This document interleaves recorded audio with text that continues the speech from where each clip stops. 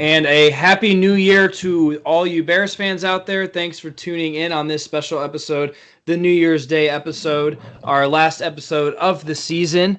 I am your co-host, Austin Fugelstad, at Uncle Mike21 on Twitter, joined by my two wonderful co-hosts here, ready to close out the season. My right-hand man on the right today, Danny Corkin.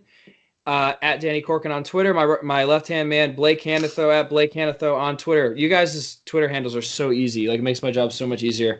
How are we feeling today? How was New Year's Eve? How how are we feeling? I got Bears. The bad Bears blood is kind of like, I don't know. I'm kind of over it now. We're ready to move into the offseason. So how are we doing, guys? I feel good. Blake feels like shit. Yeah, I'm struggling. And you sound hungover, Austin. That's my synopsis. All right. I mean, yeah, it's pretty. I'm still recovering a little bit. You know, I woke up today. I was kind of like, just tired. I slept for a while. Got to take a trip to the dispensary. We just like drove by to check it out. The lines are massive. The lines are so I massive. saw some of these clips that are on social media right now, and it looks insane. Yeah. I mean, it's cold outside, too. Like, I don't know why people, why don't you just hit up your plug and drive over and stay in your car and stay warm? But here these people are going to go pay $60 and plus tax for 3.5 grams of weed. So joke's on them, really. Good for Illinois, though. It's about time that state starts to get some fucking revenue. So honestly, sports betting for too. Them. I mean, I've been in Denver. I've been in Colorado where we've had legal weed for a while now, and it's about time they figure that shit out. Yeah, finally something good for us because not much good about Illinois. Sports betting as well, which is great. Have they officially launched that now? Is that on FanDuel and everything? I don't think so. I looked. I think it's going to take like a little bit. It might be available today or soon, but I think FanDuel and then DraftKings takes a little longer. Yeah. We're working on that. But all right, let's get into this. Big news right off the bat. The presser was kind of, and then right after everything started going. So let's talk about this presser first.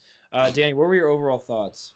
I mean, before we even get into that, like, I think like these press conferences with Pace the last couple of years are all kind of, I mean, like it's mandatory. He has to do this, right? He has to kind of give a State of the Union, State of the State type thing.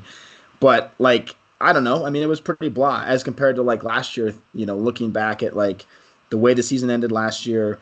Pace and Nagy, they seemed pissed. They seemed fired up. This year was just kind of blah. I didn't see it. I just listened to the audio. So different from last year. Yeah, very different. And then again, like that's why I think it's hard to take a lot of the things that he said to heart, right? Because immediately afterwards, there's an announcement that 4 coaches have been fired, or 4 or 5 coaches were fired. Like, I don't know. Well, they asked Matt Nagy about that during the press conference, too, about coaches. And, it's kind of, they just sounded like a broken record that they were in the stages of evaluation constantly. And then literally right after the press conference ends, you announced that. So, yeah, I don't know. I'm with you there. It's clear that, like, they had those decisions made. They decided to not share it. Obviously, we'll talk about, some of the specifics in the press conference. But, yeah, I would just say overall it was pretty blah. But I don't think people should expect him to go out there and say, Mitch isn't coming back. We're not going to re-sign. We're not going to give him his 5th option. Shaheen's our guy. Like I just think like these things have to be said. He has to go out there. I think, but you can't hold him. To like it just he's not going to go out there and give you anything. And I think that's kind of what like I expected. It's just like he's going to go out there and just give us a bunch of word vomit, and that's what we had. And then when it ends, boom, coaches are fired, and it's like, okay, that so it's hard to take a lot of what he has to say to heart because he's not going to go out there and show his hands or show his cards. Yeah, and we'll get into the firings in a little bit. But starting off, the big news of the presser was Mitch is confirmed starter in 2020. Now we don't know if that's actually going to happen or not. But Blake, do you believe in that? I mean, I understand we weren't necessarily expecting Pace to name a starter or a target to go after in free agency, but we obviously expecting him to keep Mitch going into next year. But we were not expecting him to be already named the starter this so early in the offseason. So do you think that's like do you think he's bluffing, or do you think like that's what they're going to do even if they bring in some competition? Well, I don't think Pace is going to outright show his hand, just because that wouldn't make a lot of sense. We haven't even had free agents. The playoffs haven't even started yet, like we're still a couple days away from that. So I don't think Ryan Pace is going to actually tell other teams what he's going to do. I think teams probably have an idea that they're going to go after a backup caliber guy that could maybe step in and perform admirably if Trubisky does crash and burn to start the season. But I mean, it's not going to be exciting. It's not going to be the Cam Newton that a lot of people want. I don't think that's very realistic right now, just from what Pace talked about, confirming him as your 2020 guy pretty much says, hey, maybe we'll go out and get like a Mariota or something like that. Alex Smith, which something we can talk about too, because he says he still wants to play. I don't know how that's possible, but that would be a potential guy you can target. He's an upgrade over Chase Daniel. He knows the system. So, but it's frustrating just because we want to see something better. We want the product on the field to get better, and what is going to help is a better quarterback. And it just doesn't seem like Trubisky's it. But at the same time, his hands are in a bind.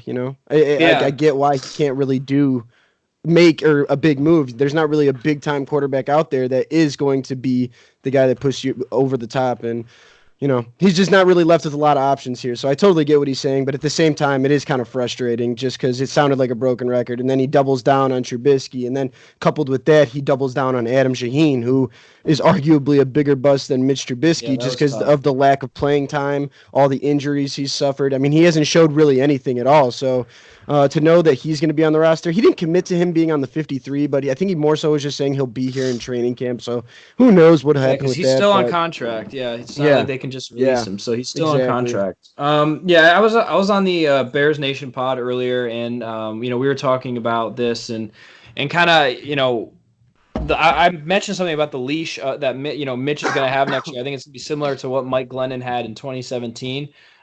There's no way that the Bears can wait another whole season for Mitch to get it going again. So if he doesn't show it in the first, it'll lose the locker room fast too. Yeah, absolutely. Yeah, the locker room's gonna get fed up. So I think his leash is gonna be about 4 games, 5 games maybe. He doesn't show it. The schedule is much easier next year.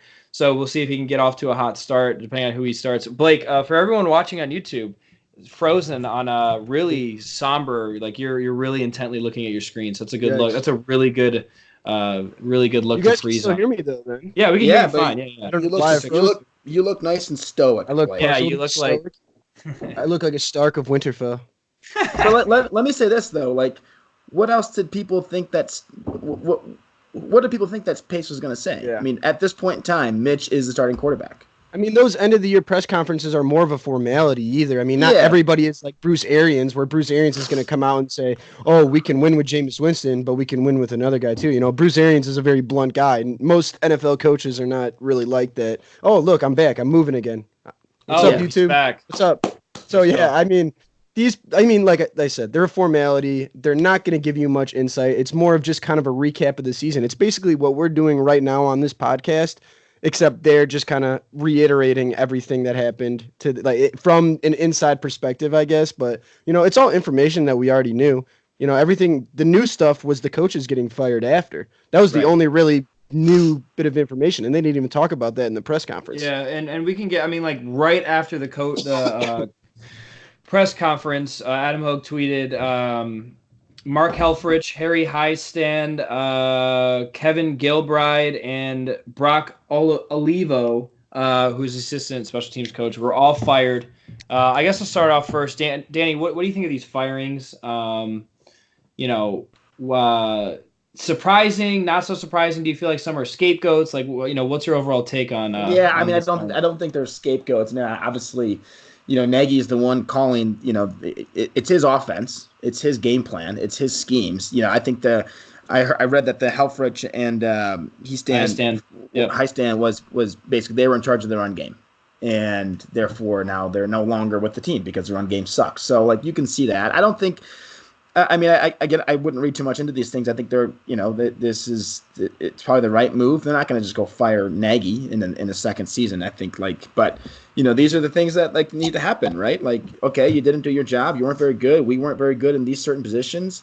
Tight end coach is tough just because he's been dealt a pretty rough card with, Shaheen and Burton and all of a sudden these backups. But, that may have been more of a scapegoat type thing. But Yeah, I mean, I think it shows that people have to be held accountable. We were not good this year. These guys were in charge of certain player development and personnel on the team that just didn't execute very well. So they should be fired. It'll be interesting to see what happens now when they move forward. I saw Shermer's name was thrown out there maybe as a new OC, but again, like this is Nagy's offense. This is Nagy's stuff. So it's going to be interesting to see what happens when who they bring in because these things need to be addressed. Yeah, absolutely, and like you said, Helfrich and Heisten were scheming the run game, and supposedly it was different from what Nagy was scheming 2 years ago, and it just wasn't working, and so yeah, they made the moves there. I'm okay with that. It's crazy because Harry Heisten 2 years ago when he was brought on, it was praised. He was like a messiah, Yep. and now he's gone. So it just kind of blows my mind. Blake, what are your thoughts on these firings? How surprised were you when you read all this stuff coming out? Didn't feel too surprised. Mark Helfrich, there's somebody had to pay the price for the struggles of the offense. We knew it wasn't going to be Matt Nagy. We knew it wasn't going to be Mitch Trubisky. And ultimately, Mark Helfrich is forced to fall on the sword there. And it's going to be interesting to see how they replace him just because this offense has Nagy's fingerprints all over it. And I don't think he's going to be willing to bring on a pure offensive guy that's, kind of been the alpha, like a Pat Shurmur or even Jay Gruden is a name that's been thrown around. Who else? There's a few other guys out there. But I feel that Matt Nagy is going to even double down and have more hands-on approach. And I wouldn't be surprised to see him bring on one of his guys, maybe a positional coach, someone he knew from his time in Kansas City or Philadelphia, somebody like that, just to have kind of a right-hand man in that regard. But I think they should really look at a guy that has a good background in running the football just to bring some balance there. Because like you said, if Harry Heisten was kind of like the running game coordinator for him, it didn't work out for them at all. And, Heisten, he's a well-respected coach, not only in college football, but, the NFL as well. And he's had a lot of success. So that's tough to see go. I know a lot of guys back him, but, with the way that they performed this year, that's just another scapegoat. Somebody had to pay the price. And then you talk about Kevin Gilbride. I mean, we got nothing from the tight end room this year. Absolutely nothing. Yeah. And, it's tough when you're forced to struggle or start two undrafted free agents in Jesper Horsted and J.P. Holtz. But at the same time, the lack of development from Adam Shaheen absolutely has killed this team. We have no type of tight end. Trey Burton, his off the field issues. They said he's having hip surgery as well. So that's another surgery for him. Hopefully they don't wait till March this time because last year, didn't they wait until like a couple months after the season until he had his surgery rather than having it right away? So hopefully that can, kind of gets in the right direction. But they're going to have a complete overhaul on offense, I think, outside of Matt Nagy. And if it's not right next year, then ultimately Matt Nagy, Ryan Pace and company are going to be gone, and the Bears are going to be going through another rebuild in 2021. Ugh. Yeah, this offseason is tough to stomach. This offseason is definitely it will determine Pace and Nagy's job for sure. If it doesn't work out, it's going to be hot waters next offseason. It's going to be a crazy offseason. It's going to be wild. That's going to be like we're going to need a new QB, a new coach, a new GM, and who knows from there. But yeah, hoping it all works out. I mean, remember Jason Campbell said, it takes a while to learn a playbook. This one especially. So maybe 4 years it'll be a master one for Trubisky. But yeah, so. Do you have anyone in mind with who would any specific names, Blake? I know for me, I'm a big Pat Shurmur guy. Mm-hmm. He really developed Evan Ingram well over in New York and was able to scheme Saquon in his rookie year and did it really well. Obviously, injuries kind of hindered this season, but that's someone who I'd really like to see come over. I feel like he'd have a lot of experience in what to do to fix the tight end and running back positions for us. Yeah, I mean, Pat Shurmur would be, I think, a solid candidate. He's a guy, he's experienced. He brings a veteran presence to the coaching room. He took the Vikings just a couple years ago when the Vikings went to the NFC Championship game. He was the offensive coordinator for that offense. Case Keenum had the best year of his career. Dalvin Cook was really developed under him. So I think that's a guy you got to look at potentially bringing on, Isn't he an Andy Reid guy? Yeah, I think he actually was. Doesn't he fall from that Andy Reid tree, which is obviously where Nagy comes from too? So, Shurmur, are you talking Shurmur? Yeah, Shurmur. Shurmur also, he was also behind Case Keenum's magical year in Minnesota as well. So he knows what he's doing. Oh. And if he's under, in Nagy's system, I think he would be a solid bet. I'd be surprised if they don't even I'd be surprised if they don't look at him. I think they should at least look at him. Yeah, and you gonna say something? Looks like they were both in Philadelphia, but at different times. So I'm looking right here. Shermer was with them, tight ends, offensive line coach from '99 to 2001, and then 2002 to 2008 as the quarterback coach. And Nagy came on as a 2008. So kind of right there, he was a coaching intern, and that's when Shermer then left, and then Shermer came back then in 2013 as offensive coordinator. But at that time, Nagy went with Andy Reid to Kansas City. So actually, so I mean, there's a lot of fingerprints there. I think that does kind of fit the bill. I'm sure these guys know each other. You know, coaching, the coaching fraternity in the NFL is very close, and I'm sure they'll have conversations about potentially bringing him. It would be a mistake not to, I feel like. Yeah, I mean, you got to bring him in at least. There's not a lot of candidates, and if he doesn't get picked up for a head coaching vacancy, I definitely think you have to you got to bring him in. And give him an interview, and I'm sure he can bring some people over with him. I mean, you see what the Redskins just did. Ron Rivera and then Jack Del Rio is the defensive coordinator. Like they're bulling over there. They got some big name guys. So hoping that we can do the same and see a big change on offense. I think these are the right moves. I'm gonna be honest that that assistant special teams firing, I just maybe was a little bit of a stretch, little scapegoat there. I mean, Tabor did fine. I thought Tabor did fine. I feel like the special teams really struggled this year. I thought their team coverage wise, but our key like Cordell Patterson, Eddie Pinheiro, and Pat O'Donnell had like really good years. So that's why it's performances. But I think a lot of what a special teams coach does is it's about being creative and design with your things. And you see like the best of the best special team coaches like a Dave Tobe and a John Harbaugh. Like those guys are just really good at what they do. And I feel like a lot of times the Bears special teams just wasn't that great this year. And they just it seemed like they didn't have an overall general awareness on special teams. Yeah, I think the only reason they're not firing him is because Cordell Patterson's probably going to be like an all-pro. And then Eddie Pinheiro, he was 82% or something, and then Pat O'Donnell had a career year. So I think it's just hard to fire the special teams coach after a seasons like that. Yeah, I feel you. I get what you're saying there. But yeah, so we'll have to see what happens. I'm kind of I don't know. It's just interesting. I think I'm okay with it. Like a weird firing. Like it's just not really something random. Yeah, for sure. It's really weird. Listen, it's better that they fired somebody. True. Right. I mean, I think that shows that they know that this is something's broken. They're not going to go fire Nagy. They're not going to go fire Pagano. But someone has to be held accountable, and I think it's good. I think it shows that we're off and running. I mean, this is I think what did Nagy say that 2020 and I think in the Vikings post-game presser he said 2020 starts now. So they're taking this seriously. Obviously, they know that there's a short window here to win, and they have the right players. They need to make some adjustments, and we need to evaluate some personnel decisions, but also some coaches need to be gone. And I think this is showing that they're taking this seriously and they're trying to fix this.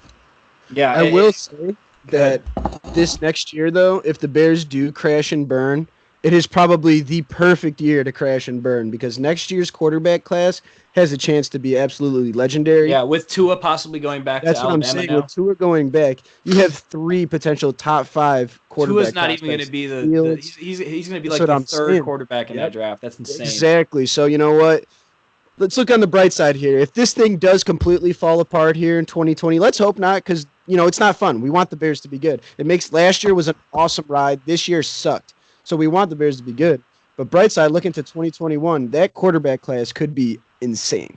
Yeah, it's going to be oh god, I can't even imagine. That would be fun. That would be a fun one to kind of cover. I'm excited for a first round pick too, regardless of what it is. You get a first round pick. It's amazing. Man.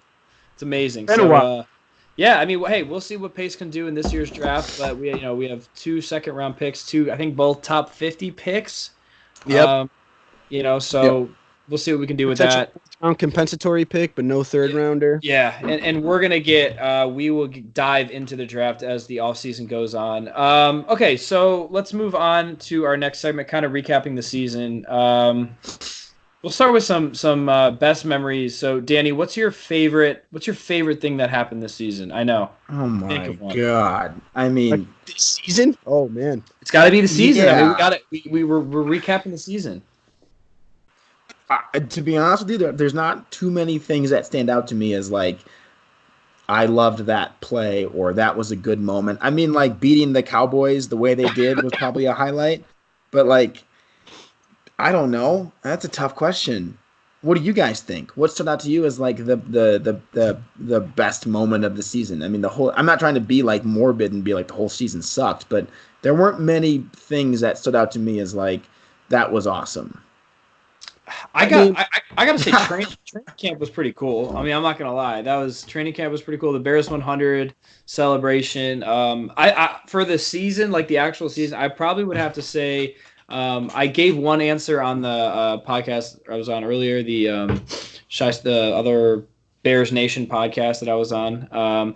But I think I'm going to go with Eddie Piñeiro's field goal against the Broncos. I think that game was just awesome. I thought we were going to lose, and somehow they managed to win. Honestly, after that game, I was like, yo, this team, like, finding ways to win. Then they beat Minnesota. It's like, I don't know what happened, man, but that was just tough. Well, especially after like the whole offseason, all people cared about was the kicking battle, the double doink, and then all of a sudden Eddie Piñeiro drills the game-winning 53-yarder. Obviously, he had his struggles after that, but I remember coming on the pod after that, and we were like, we got a kicker. Look at that. Bears are back. Absolutely. But yeah, I mean, Blake, what about you?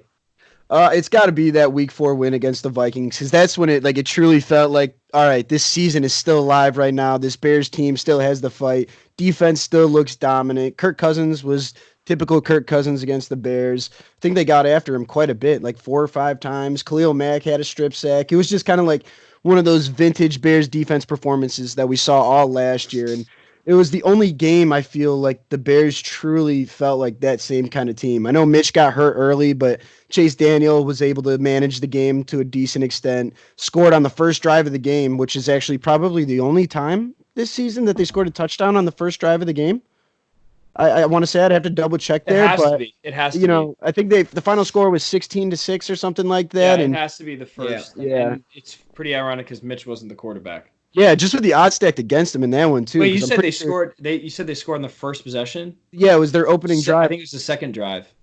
I'm not sure. I don't remember. I'd have to. Mitch was hurt. Mitch was hurt on the first drive on that third down. That's what I'm saying. And Chase Daniel came in, and I think they ended up driving down the field on that drive. Yeah, they might have. I can't remember. It was one of those first couple ones, but yeah, it was. That was a good one because after that game, everyone's like, all right, like this is it. You know, we're they're playing like 2018. It looks like they're coming back. Then Mitch gets hurt, and then they have that chance against Oakland, and they blow it, and the defense blows it, and that's when we're kind of like, man. I don't know. Bears did score a touchdown in the first drive in that game. I think that was the only game of the season. Yeah. Well, that's what I'm saying, and with the odds stacked against them, too, because remember, Akeem was out, and then Roquan had that personal issue. That was, like, the beginning of the Roquan saga there, which we didn't even talk about. He crashed his car at, like, outside of Halas. Who's driving a sports car in the snow? Hey, who's driving a sports car? Gotta be better than that. He's okay, so we can talk. Yeah. We can make fun of it now because he's okay. But, like, man, he's got a torn pec driving a sports car in the snow. He's got to be driving one hand. He's following in the footsteps of Lance Briggs, dude. It's a Bears linebacking tradition. Jesus, I don't know what's like. I mean, I'm glad he's okay because that could have been a bad crash. Yeah, definitely.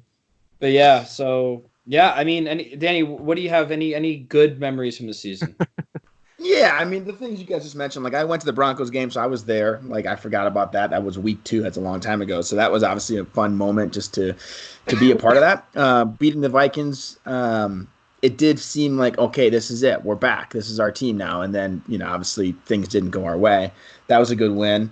But like individual plays, individual moments, like I'm not really keen on anything that stands out to me. But, that says a lot about the season. I mean, it was a weird year, right? I went like the Roquan saga. That was a strange couple of weeks. Khalil Mack, I want to know what's going on with him. There was no mention of him in terms of like having surgery. So he I know we didn't want to recap the Vikings game and I don't want to keep spiraling out of control here, but he barely made the stat sheet the last game of the season. Like I'd like to know what's up with Khalil, and I don't think he's hurt. We didn't get anything yesterday about that. So he's a massive, massive, massive part of this team. So hopefully all is good with him and he can fire it up and come back and have a great year next year because they need him. But I'm not trying to sound like, there was nothing about this season that stood out. But the moments you guys mentioned would probably be the ones that stand out to me. And again, just being at the Broncos game, being a part of that was just a fun day and a fun moment. So I would go with that. Yeah. I mean, that had to be. I wish there was more. I wish there was more of a debate on terms of what we thought was the best and what we thought was the most interesting. But there really weren't too many moments that stand out as like highlights of the year. So, I hate to be Debbie Downer, but that's kind of my take. Yeah, no. I mean that's kind of the nature of this season. How about a play? Right. How about a play this year that kind of made you go like, wow, or holy shit, or whoa, I can't believe that just happened? Anything that comes to mind? Oh, that Taylor Gabriel touchdown in the Washington game was a pretty awesome one. That was probably the best offensive play of the season for him, really. Yeah. A really good ball, an awesome catch. So I think that's probably like the most it was probably the most explosive play for the Bears offense this season because I think the Bears were the only team in the league this year that didn't score over a 40-yard touchdown or more. Only team in the offense. league. Yeah. For me, and I was actually off that. My play has got to be that Cordell Patterson return against the Saints. Yeah, that was electric. I forgot about that one. That camera view that they got too. That was sick because they were still kind of in the game at that point. Right. That was a lot of fun. I thought that was really cool to watch him do that. The guy's a freaking monster. I forgot about that play. That was probably actually that was better than the Taylor Gabriel one. That's a good one. That was pretty cool. What about you, Danny? Any specific plays? Yeah, anything? That was the one I was going to take. Was just that because the camera angle was sweet. It was a fun moment. He's fast as shit. I'd like to see him, come back again next year if they can. But that would be one. The Gabriel moment was a good one. Anthony Miller having a big touchdown, the 3-touchdown game. That stood out to me. But yeah, guys, I'm sorry. Like there's not too many things that I can like recall. I'm like, that's the one. All right. Well, here's another question. Then we'll end on this note here. With this segment, the Bears go 8-8, which obviously isn't to what we expected. But if you look at it non-biased and kind of evaluate the season, one of the worst offenses in the league, and they still went 8-8 with the schedule that they had, beating teams like the Vikings, the Cowboys, which honestly isn't saying much now, but sweeping the Vikings actually. Which again isn't saying much, but still, I mean, based on this season, 8-8, 4-2 in the division. Matt Nagy is 9-3 in the NFC North right now, which I can't remember the last time a coach was that good in the NFC North. So, how is this? Was this season a colossal failure, or was it like, okay, you know what, like this team sucked and they were 8-8? So, what do you guys take away from that? I'll take that one really quick. I don't think this was a colossal failure. I think the fact that they ended 8-8, as bad as it sounds, it sucks. It didn't meet the expectations for anyone, but like that's a salvageable year. I mean, like this could have the wheels could have completely fallen off, right? And they made a little run at the end.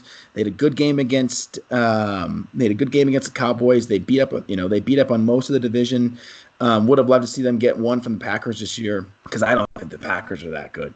But no, I think if anything, like maybe it was a good reality check for this team going into next year, right? I think like, you're 12-4, huge expectations, and then, things fall flat. But I think the fact that they were able to salvage the season, get some wins, end at 8-8, like that's it. For me, like that was the way to bounce back. Like I said, like the wheels could have fallen off. This could have been a complete disaster. Things were trending. I think they had four losses in a row. Yep. And they bounced back and they got some wins. So I think there's some credit there to the team and to the coaching staff that they were able to salvage some of this stuff. But maybe this was the reality check they needed going into next year, right? I think like we're going to see a lot of the same personnel back next year. Hopefully some upgrades. Hopefully we get a tight end next year. But, I think for me, the way that they bounced back, the way that they fought, the way that they ended the year was significantly better than the alternative, which could have been, a colossal loss, which, I think, luckily we're not talking about that. So to me, I look at it as a reality check for these guys going into next year. And I think like they know that maybe they aren't as good as they thought. Maybe they aren't able to, go into weeks just assuming they're going to win. I think if you look back at some of the losses, they didn't get blown out. A lot of those losses, like if it's a different year and maybe injuries aren't as, maybe we don't have the injury bug that we got on defense, like they win some of those games. And, so I do look at next year as a big bounce back year. And I think hopefully the team will kind of look at it the same way. Yeah, absolutely. And I was actually gonna, say to that, I think it would be more of a failure if we had a first round pick because we didn't. 8-8 doesn't really matter. 8-8 would have sucked if we had a first round pick, especially since could have lost out. So basically, this last game, winning, and finishing the season 8-8, I think was a pretty big deal. It was a good accomplishment to not finish a losing season. Nagy has 8-8. He's what 20-12 with the Bears. You can't. That's a record. That's a stat you really can't put past him. So obviously he's doing something right. But Blake, what do you kind of take away? Big failure, or is it something that you can build on and really be like, it's not as bad as people make it out to be? I mean, when you look at the way this season was supposed to go down exactly, we started this year with Super Bowl expectations. We thought this team was going to contend, and Adam Hogue and Adam Johns kind of talked about it after the Minnesota game, I believe, or with the Bears 100 coupled with the hype coming into training camp. It was almost like there was like this Super Bowl celebration before the Super Bowl actually happened. And I think that's kind of exactly right, because that Bears 100 was kind of crazy. They went all out for that, and they really kind of hyped it up. I mean, we were all hyped up regardless. They were 12-4 last year, a double doink away from going to the divisional round and potentially winning another game, So coming into this year, we're kind of like, okay, like now it's time to take the next step. You have a second overall draft pick. So I think when you look at it from the context of having Super Bowl aspirations, it is a colossal failure.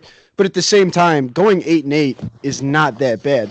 You look at a team like the Cincinnati Bengals, who went 2-14. I mean, that would have been rough. Can you imagine this year going 2-14? I mean, it could always be worse. No. It could always be worse than 8-8. Joe Burrow, though. They won. Well, that's what I'm saying, and they're going to be very happy with that. Oh. Yeah, so I mean, I think it'll be okay, but yeah, that's a great point you bring up in terms of the hype. We should have known that the Bears 100 celebration was an exact tell all of what the season was going to be. Yeah, like. Hype it up, and then you get into Bears 100 and it sucked. Disappointment, complete. That's honestly, it was like literally exactly what happened. A parallel to like how this season went, yes, because it's exactly what happened. Shit. Yeah, it's exactly what happened. You literally so hyped in to be great too. So it's just like the Bears season. Yeah, and then you walk. You're driving there, like let's go. Then you see this like mile long line. You sit in line for hours. You walk in. There's even more lines. And yeah, it was a nightmare. Just like this freaking season, you're expecting them to go to the playoffs, Super Bowl aspirations, and they go 8-8. It's exactly the same. That's hilarious.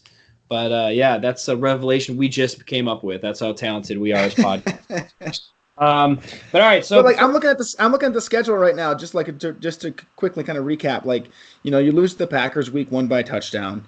You go to Denver, you beat them, you beat the Redskins, you beat the Vikings, you lose by 3 to the Raiders, you lose by 11 to the Saints, you lose by 1 to the Chargers. Like, with the exception of the Chiefs game, which was just I think that probably just the nature of like where they were at with the season, knowing that they're not going to win out and make the playoffs.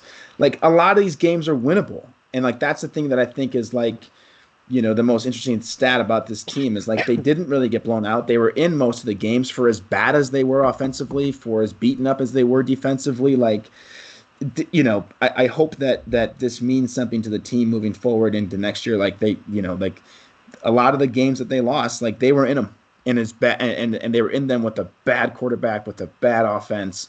And a beaten up defense. So I think the fact that we're 8-8 is, to Blake's point, like almost a blessing. Like, yeah, this could have been a 2-win game or 2-win season, and that would be brutal. And with no first round pick, it would have been a nightmare. Yeah, exactly. Yeah, and that's true. That's a good point too. You look at the Browns. True. Browns are definitely worse off than the Bears right now. Browns had Super Bowl aspirations too, and look at them. They won in Freddie Kitchens. Their GM got fired. They're pretty much doing the whole Cleveland Browns thing, where they're going to have a whole new front office, whole new coaching staff, and they're going to try and take a run at it again. Yep. So it definitely could be worse. Absolutely, and that's the thing we're kind of scared about. Hopefully, Pace does the right thing this offseason, gives Nagy tools, and Nagy is able to hire some good people, and they're able to turn stuff around. So, and we're going to dive really deep into that this offseason, which we're excited about. Before we go, we're going to do a send-off, because you're not going to hear Danny's voice for a couple months here. Danny is going to be traveling for work. Like I said, he's a big shot. So, Danny, tell me your... That's not true. A big shot in his company he is. Don't let him tell you otherwise. Danny, tell me your best memory from this podcast this year.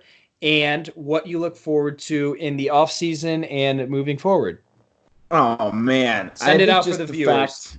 Yeah, I mean, again, like I'm bad with these like individual moments. I think just the fact that we were able to, put out good content every week, the fact that we were able to, I think this is my take. I don't think as bad as the season was, we were, depressed and pissed and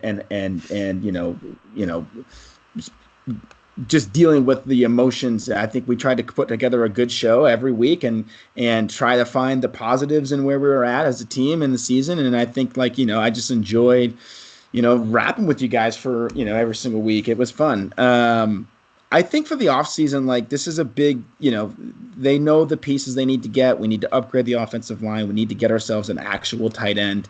But I'm more curious what they're going to do with the offensive coordinator. I think that's going to be a pretty interesting selection. I hope that they don't just rush to this and they find someone. I think this needs to be someone that wants, knows what Nagy wants to do, understands the personnel they have. I think we still have really good pieces here. And I keep saying that. That's my point. This is a good team. They have good players. This isn't we're starting over again. So I think the offensive coordinator, now that that's an open role, I'm really interested to see what they're going to do with that. I think we've thrown out some interesting names already.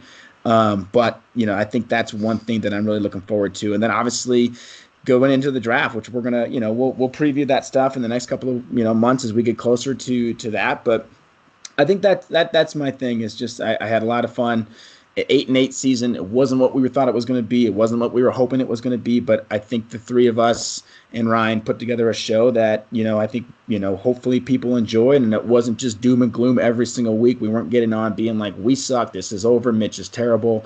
We tried to actually break the games down and find the positives and where we're at as a team. And the fact that we did it week in, week out, I'm proud of that. And I'm not dying. I just, I have a 3-month blitz at work where I'm basically going to be on the road quite a bit. So I didn't want to hold the show up. So I'll join as often as I can, and I'll be back. This isn't the end, but I just want to thank you guys. This was a fun year. I mean, it was a sad year. The fact that we're not talking about the playoffs and we're not preview. Yeah, so but I appreciate you guys and all of our viewers and listeners. Yeah, we appreciate you. We're losing our Khalil Mack for a couple months, so this podcast is losing their Khalil Mack. So no, hey, we're gonna have to pick it up. Well, Blake and I hold the fort down, but Danny will be back. Hold it down. Danny will be back sporadically throughout the next 3 months, but he will be back full time before the season starts. Don't you all worry, Danny. Damn right. Travel safe. Obviously, we'll be in touch, and just let us know when you're free to come back on, and we will miss you in the meantime. Peace, always, boys. Danny. Bear down. Yeah, buddy. Bear down. Bear down. All right, and before Blake and I get into our next section, I'm gonna have you choose our next section. But before we do that, we gotta bring up our sponsor. This show is brought to you by Fanatics. You guys know what it is. They got deals like 65%, 70%, free shipping, all you can imagine on one site for all the sports teams. You can look up any sports team, get the deals, put in the code that they have on the website. It's awesome. Great place to buy all your sports apparel. You can go to www.thebearsbrawl.com/fanatics to support the Brawl Network and to buy yourself or someone else some awesome sports apparel. Again, that's www.thebearsbrawl.com/fanatics. Go there and have some fun. All right, Blake, we're going to do our little decade segment here. So do you want to do best players, best Bears players of the decade, or best plays?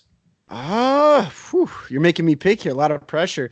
I mean, we could do best players here. I think it's fun to always break down the different kind of eras of Bears football here, because once the 2010s were turning, it was kind of like a change in the wins for the Bears, because Urlacher retired in 2012, and then we kind of saw that Mark Trestman era. It's just a kind of a weird decade of Bears football. A lot of turnover, a lot of change. So I'm cool with doing players. Okay, so let me. I have to look this up real quick. Okay. I want to start off with not a position, but okay. Let's start with the quarterback then. No, I want to start with coach. Coach of the decade. Coach of the decade? You have two, basically. Oh, man. Well, I basically kind of have to go with Matt Nagy by default here. Lovey had his 2 years here in the 2010s.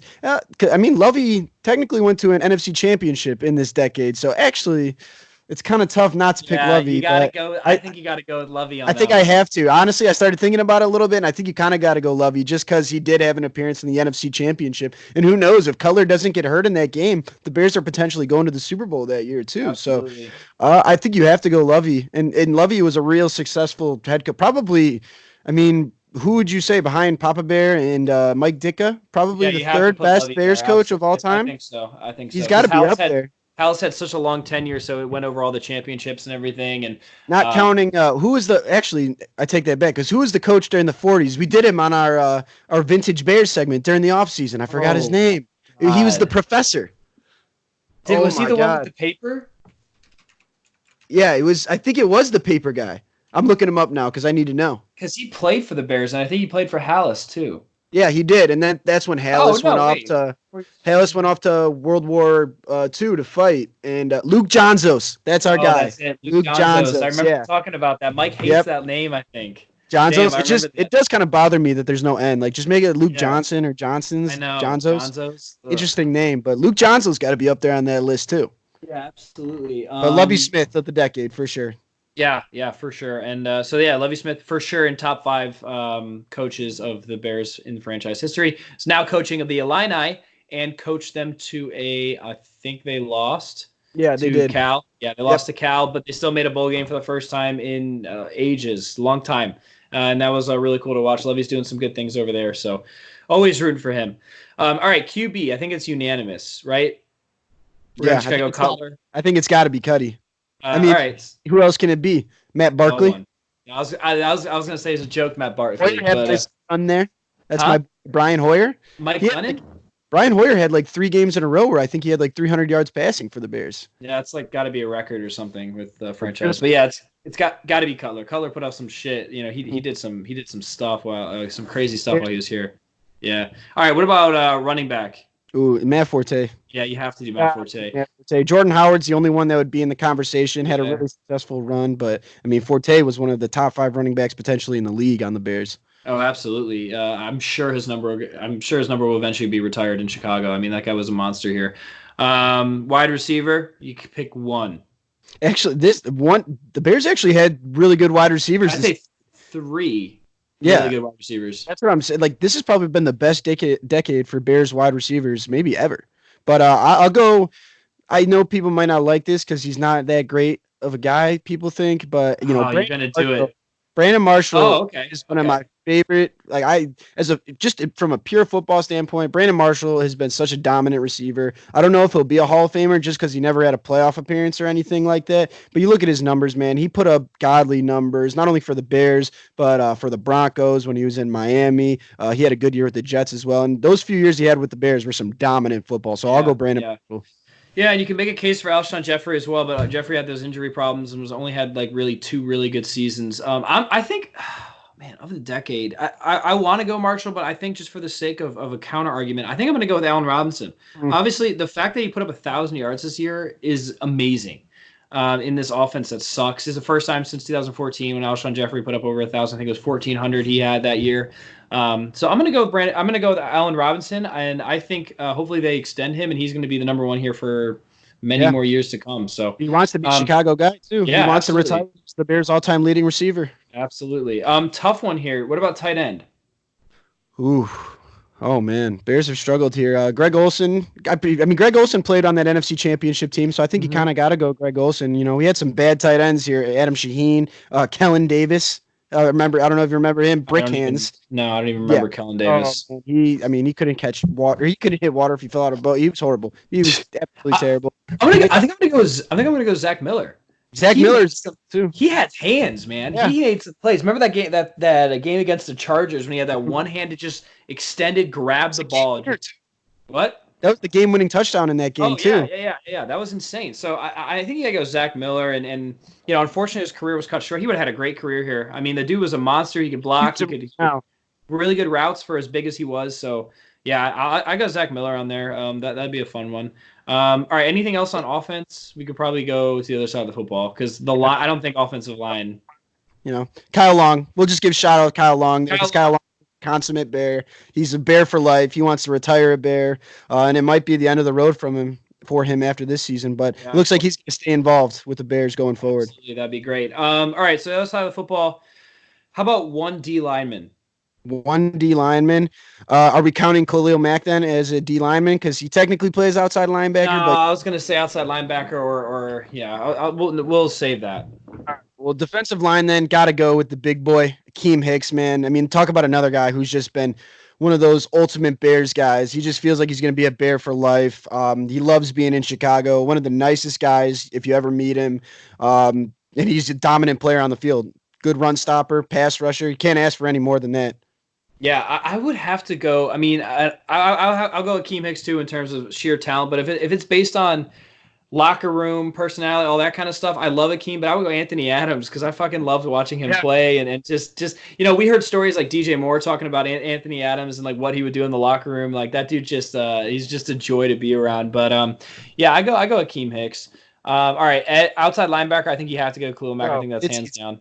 Yeah, it's I don't even know. I guess the only other argument you could have from an outside linebacker perspective is Lance Briggs, and most of his damage was done during the 2000s. So it's got to be Khalil Mack. Well, Lance Briggs wasn't he more of a coverage linebacker too? Well, he was technically an outside linebacker, yeah, but they ran that 4-3 defense, so it's not like either way he's still an outside linebacker. It's just a difference in scheme. All right, and then what about middle linebacker? You have to go. I mean, you kind of have to go Urlacher. Yeah. I mean, he only played 2010, 11, and 12. 12 was his last year, but at the same time, it's Urlacher. I mean, how can you not pick Urlacher? You have to go. And he qualifies. It's a couple years into this decade, so you have to go Urlacher. What about cornerback? Corner, you got to go throwback again. Peanut, I think that's you have to. It's obvious. Kyle Fuller's, been really good for them the past couple of years too, but Peanut he changed football. At the end of the day. Absolutely. What about safety? Safety. I'm going Bojack, at least for me. Eddie Jackson. Have to.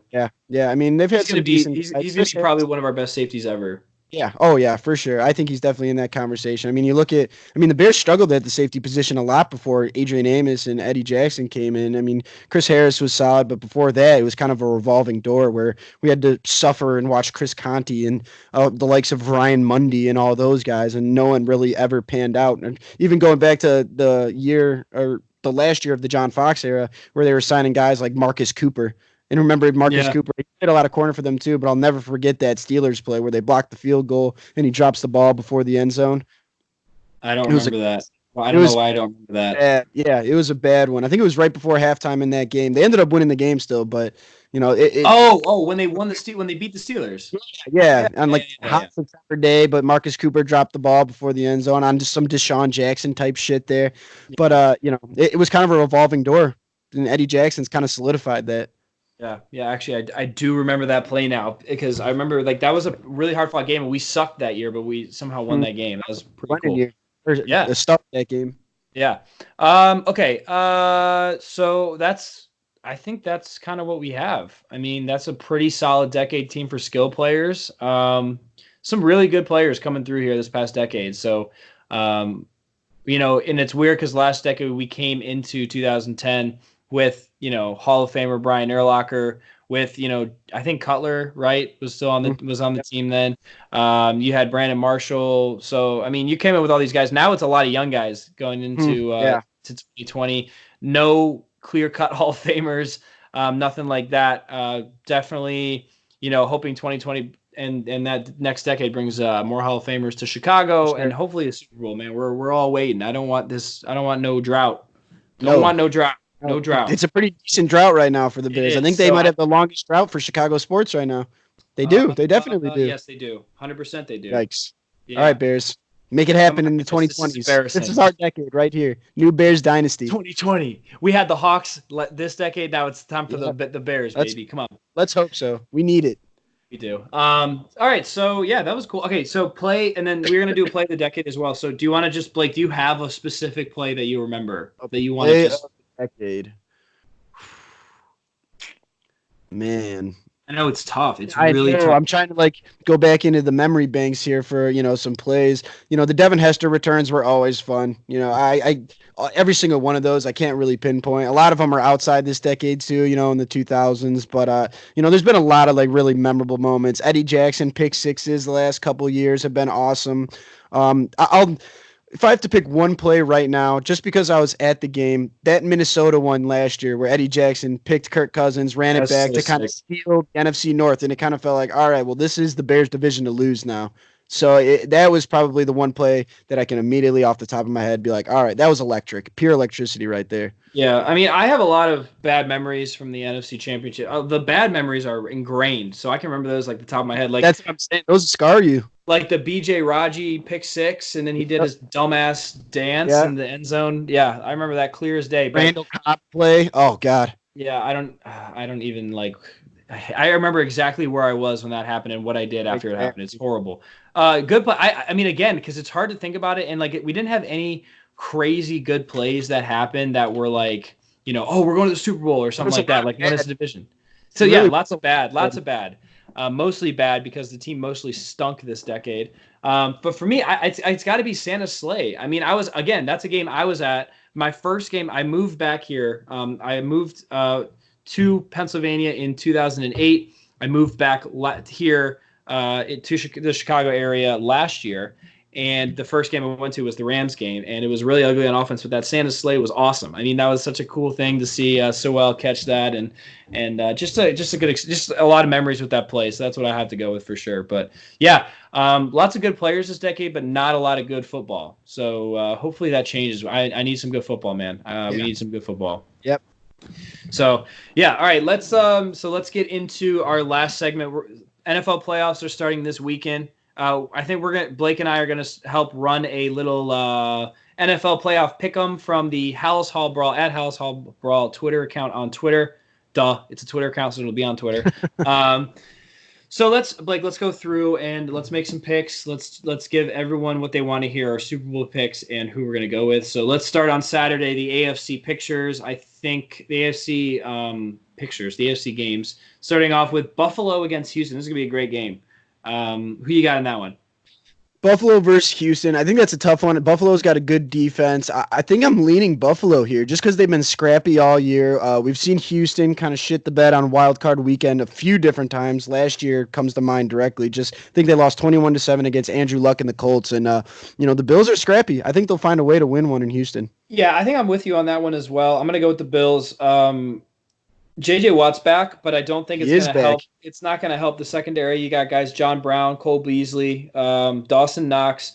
So it's going to be a tough. Josh Allen is a good quarterback. He's a good game managing quarterback, and I think he can move the ball with his legs and also through the air. And obviously, then you have Devin Singletary and Frank Gore, the ageless wonder, back there as well. So yeah, I think Buffalo gets it done.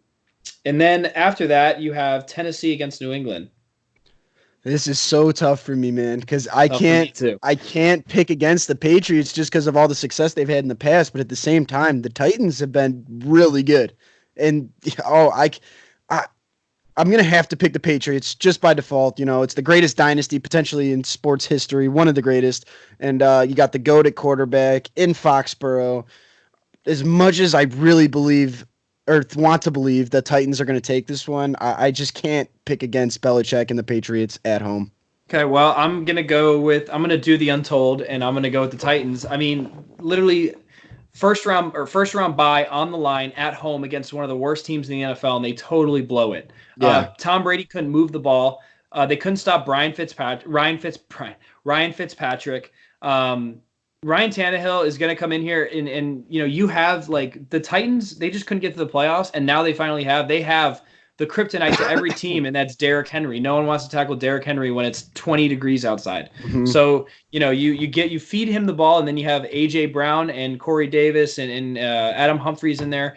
I just don't. I think it's going to be like 14-10, but I still think the Titans are going to win. And the Titans Yeah. they could go off. They've had those games where they go off. So Right. You get Derrick Henry rolling, man, in the cold. yeah. If you get him a couple long runs to start, it's going to be a long day for the defense. This is a very winnable game. This Patriots team has not looked good. And honestly, I know like they're always like, oh, Patriots on. They have not looked good to close out the year. So I don't know what to expect. All right, moving into Sunday, the Vikings against the Saints.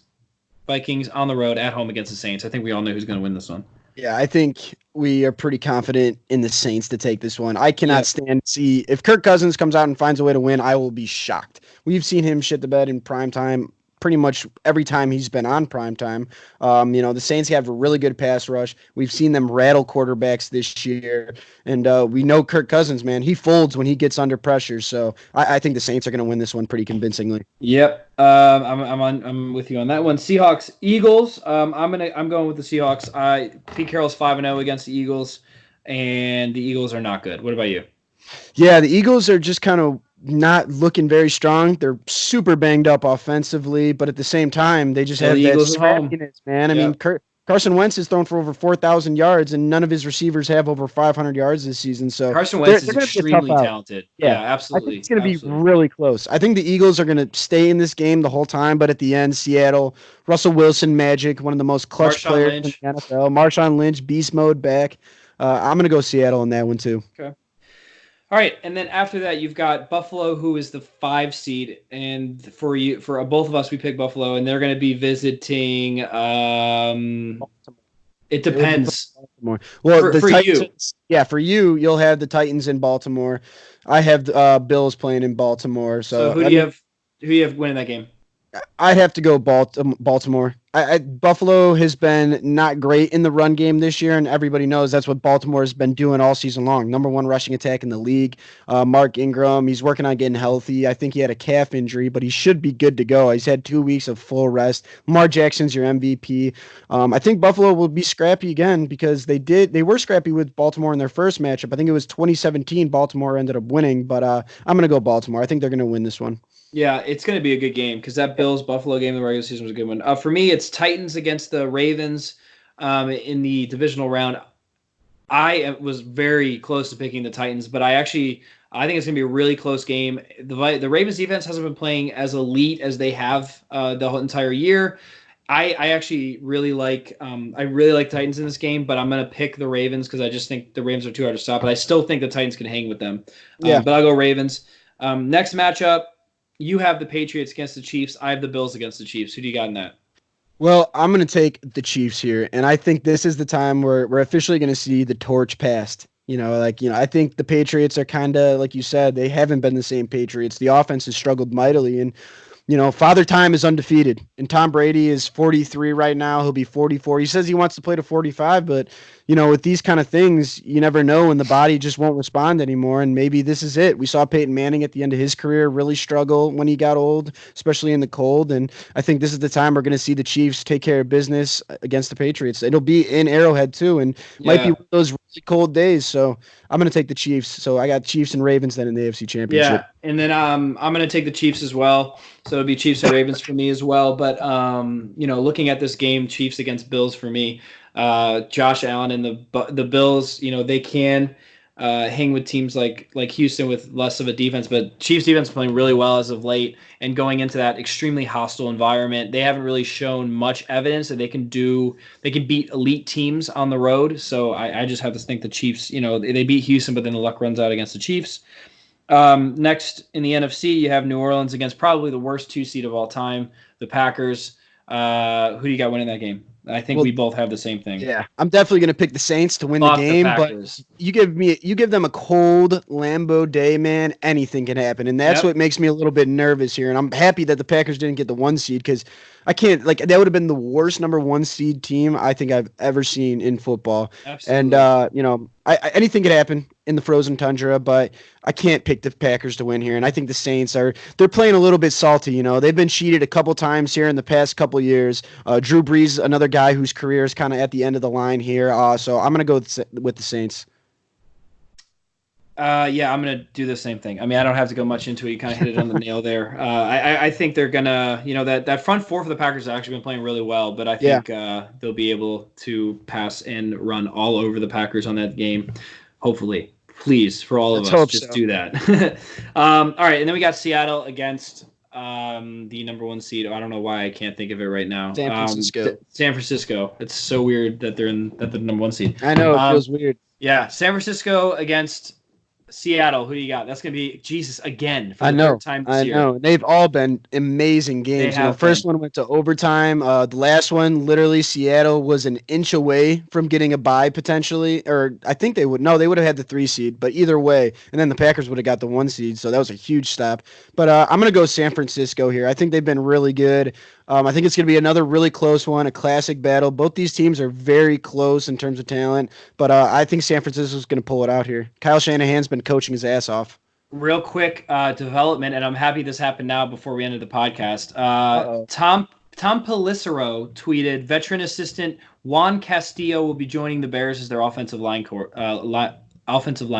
All right, so breaking news right here. Yeah, Juan right here. Castillo. What do you think? Do you know Juan? Juan Castillo? I am not familiar with him, but I Yeah, can do it's a little quick It's a research veteran for you. assistant. I guess he was with Buffalo for a while. Not too familiar with him, but we'll have to see. Quick hire though. Yeah, that was quick. I didn't even have time to react to that. Let's see. I know. So, yeah, Buffalo Bills, offensive line coach and run game coordinator. Baltimore Ravens, so he was the offensive line coach for them. They've had run game coordinator as well, and they've had some really good running games and really good offensive lines. So I think it sounds like a good hire from just my quick little searches for his coaching history here. I think that's a good hire. That? When was he? Who and when? So he was the run game coordinator for the Ravens in 2013, and then from 2014 to 2016, he was the Ravens offensive line coach, and then he went to the Bills and was their offensive line coach and run game coordinator from 2017 to 2018. Interesting. Yeah, we'll have to do more research on that, but that happened really quick, and they had some solid years running the football, even in Buffalo. 2017, they went to the playoffs, and a lot of that was on the heels of LaShawn McCoy and them running the football downfield with LaShawn McCoy. So hopefully this hire works out because the Bears need to fix that offensive line going forward.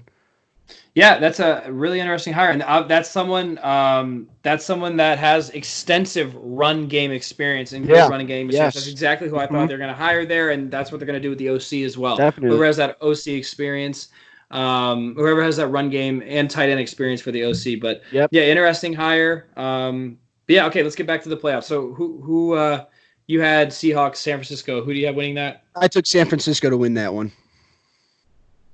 Okay, I'm going to do the same. I just want to see San Francisco keep winning, and I think they're going to win, and I love watching them play football. So Saints, Niners, Chiefs, Ravens. Who do you have, Chiefs, Ravens? All right, well, I'm going to take the Chiefs here. I think they're getting hot at the right time. Buffalo, they've been good. Or not Buffalo, I'm sorry, Baltimore. They've been good, but we've seen in the past, like, the curse of the MVPs. The MVP hasn't won the Super Bowl. You look at Matt Ryan, Aaron Rodgers in his MVP seasons. Who else? Even Patrick Mahomes when he won MVP last year. So I think this is where the Ravens' luck kind of run out, and I think the Chiefs are going to be going to the Super Bowl. And Andy Reid's first Super Bowl appearance since 2004 when the Eagles made it with Donovan McNabb and T.O.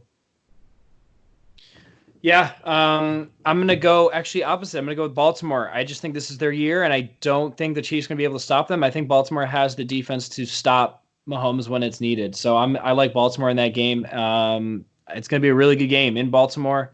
Probably be, I don't know if it'll be snowing. It might be raining, but it'll be a good game. All right, NFC side, you have the Saints against the Niners. Yep, and I'm going to go with the Saints here. I think, like I said, the Saints are playing salty. They know that this is potentially Drew Brees' last shot here. Sean Payton is another wizard. It's going to be an all-time coaching matchup. You got Kyle Shanahan on one side, Sean Payton on the other. But I think Drew Brees and the Saints playing just for Drew Brees, I think the Saints are going to find a way to pull this one out and finally get over whatever curse has been ailing them the past few years. So it'll be a Saints-Chiefs Super Bowl then, a high-powered offensive matchup, I think. Yeah, I'm going to go with the Niners. I just like the way they're playing football. I think they're going to be too much. It's going to be a shootout again, I would imagine. And And man, I mean, regardless of any of these 4 teams make the Super Bowl, it's gonna be a great matchup. Yeah. So who do you got? Who do you got in the Super Bowl then? Who you got winning? I think the Chiefs. I think Andy Reid finally gets that first ring. He's already had a Hall of Fame career, but this is going to solidify him as one of the best coaches of all time. Patrick Mahomes is going to be young here. His 3rd year, he's going to get a ring. I think the Chiefs. I think it's going to be a tight one. I think we're going to see a lot of points scored, but I think the Chiefs, like I said, Chiefs are getting hot at the right time. Their running game is starting to come open. They're getting healthy. Defense playing a lot better. So I think this is just the Chiefs' year. I think they're just going to go on a run here to end the season. Man, this is hard for me. I think I'm just going to pick the Niners because the Niners went into Baltimore, almost beat the Ravens. I think they lost on a last-second field goal. So I'm gonna go with the Niners. I think they're gonna be able to get it done. It's not gonna be rainy and crazy wet like it was in that game in the regular season. So I think Niners beat the Ravens. I think it's gonna be a high-scoring game and it's gonna be a good game. And it's regardless, I think we're gonna have a really good Super Bowl this year that probably will not feature the Patriots, and watch them make it now. Yeah.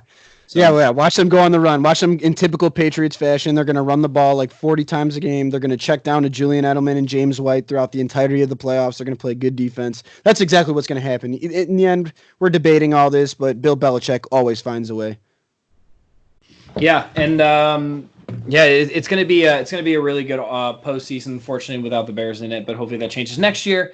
But regardless, it's going to be a fun playoffs to bet on and to watch. So looking forward to that. But all right, it's time to close out the show. Hope you guys enjoyed the season end New Year special show. Obviously, big shout out to Danny, who we're gonna miss. He'll be on sporadically over these next 3 months, but it's gonna be Blake and I holding it down, going through lots of draft prospects for you. We're gonna get new guests on the show. We're gonna be doing lots of new things, new segments, new sounds. So look forward to sharing all that with you guys this off season. This will also be our last show in January. We're going to come back after the Super Bowl with tons of new content. We're going to have a new intro song, so just, stay tuned for that. Get ready for the Halas Hall Brawl off season episodes. We are excited to come forward with that.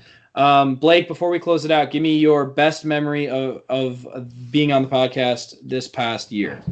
Well, first, I just want to thank you for letting me be a part of it, man. I think I got hopped on late July, early August there, and it's been awesome. It's been an incredible experience. I'm excited to keep on doing it. Hopefully next season goes a little bit better so we can have some more hyped up podcasts. But best memory, man, was being able to interview Devin Hester for me. That's somebody that, I grew up idolizing, wanted to be Devin Hester. Like I said, I told Devin when we had the interview, we created a whole game we used to call Devin Hester. So it was like, that was kind of just an unbelievably surreal experience, and I'll never forget it for the rest of my life. Yeah, and if you listen to the intro of our podcast, you can hear, the little tidbits of Blake, Danny, and I, and you can hear Blake go, starstruck. It was Devin Hester. Because after the interview, I was still recording, and Devin hung up, and we were like, yo, holy shit, that was crazy. Yeah, just the fact that we got him on was so cool. I've been bugging his agent, and she finally said, like, he's got an event. Can you, help broadcast it? So that was so awesome. Great experience.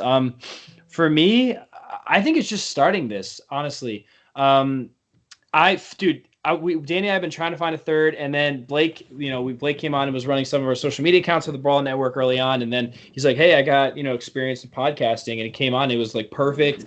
Knows more than both Danny and I combined, and it was just a great thing to bring on. And now we're 50-something shows deep, and we're rolling. And I started this with a couple interviews with Ryan Nall and David Kaplan and Jesse Rogers, and I was just doing little interviews, one person, into my laptop speaker, and now we got the whole setup and we're rolling. So it's been a great experience, and I'm really excited for this next year with you guys, and it's going to be great. And we're gonna push out some really awesome content on this show and the Brawl Network in general. So really excited about that stuff. But thank you guys for tuning in this whole season. Make sure you tune in when we come back in February. We're going to also be hosting a NFL playoff pick'em competition, so tune into that on our Facebook and Twitter page. We will post some details on how to do that. But enjoy the NFL playoffs. Enjoy the start of the Bears offseason, and we will catch you guys in February. Bear down.